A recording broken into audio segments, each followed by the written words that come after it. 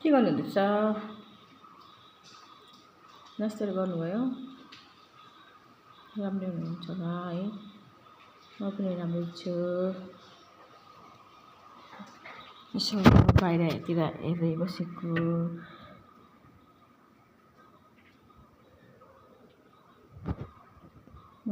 कस्तो खालको ढुङ्गा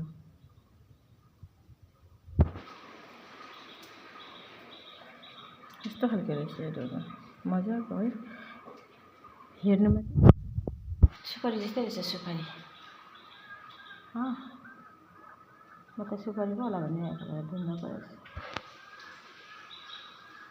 मेरो बुढाले सुपारी पो राखेछ भनेको त ढुङ्गा पो राखिरहेको छ तर खानु चाहिँ खाँदैन हाम्रो बुढाले सुपारी आएछ यहाँ छ मेरो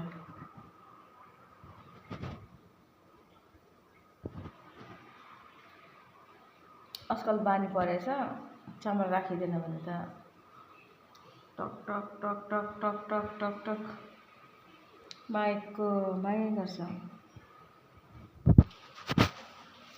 राखिदिनै पर्छ होला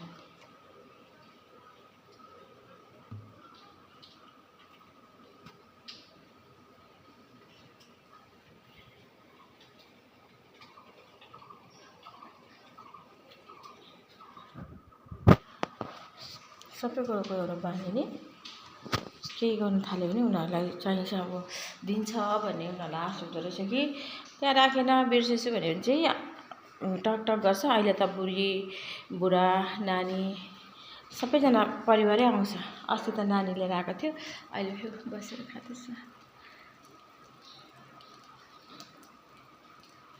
तर तीनजना बुढाबुढी नानी एकैचोटि आउँदैन कि कोही बेला नानी लिएर आउँछ कोही बेला बुढासँग आउँछ त्यस्तो गरेर आउँछ हस् त राखेँ ल बाई